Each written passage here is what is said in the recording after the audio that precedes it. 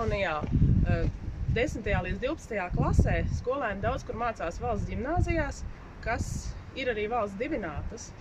Un to atjaunošanā, iekārtošanā ir ieguldīta Eiropas Savienības nauda. Piemēram, šajā Jelgavas ģimnāzijas atjaunošanā ir ieguldīts 3,1 miljonus eiro. Un, kā saka ministrijā, galvenais mērķis šādu valsts ģimnāziju veidošanā bija panākt, lai labās kvalitatīvās skolās skolēni koncentrētos no plašas apkārtnes. Piemēram, šajā skolā 10. līdz 12. klasē mācās 280 bērni, kuri ierodas no plašas apkārtnes.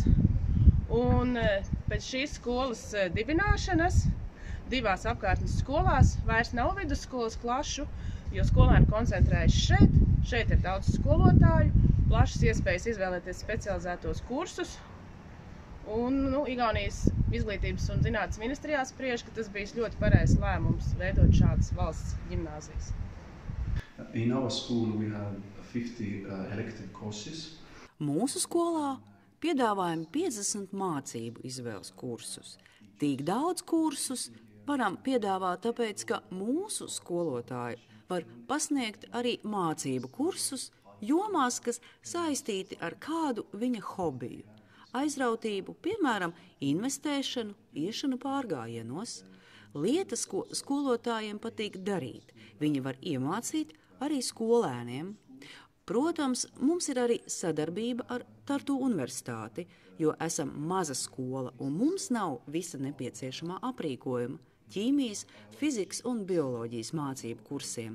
Tāpēc sadarbība paredz, ka Tartu universitātes pārstāvji te ierodas ar autobusu, kurā ir viss nepieciešamais aprīkojums un vada praktiskas nodarbības mūsu skolēniem.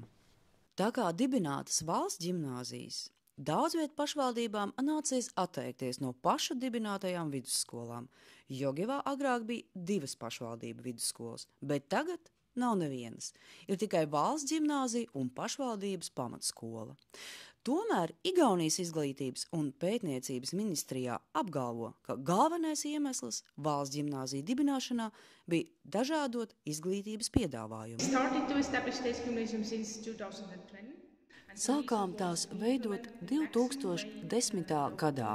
Galvenais iemesls, kāpēc to darījām, ir tas, ka meklējām visus veidus un iespējas, kā mūsu izglītības saturu vidējās izglītības posmā padarīt daudzveidīgāku un personalizētāku, tātad atbilstošāku katra skolēna interesēm.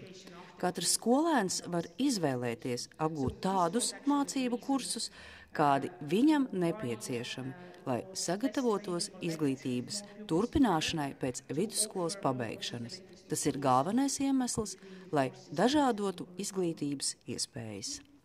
Tomēr Igaunijas izglītības un pētniecības ministrijā atzīst, ka nākamais solis Igaunijā skolu tīkla sakārtošanā būs pamatskolu konsolidēšana.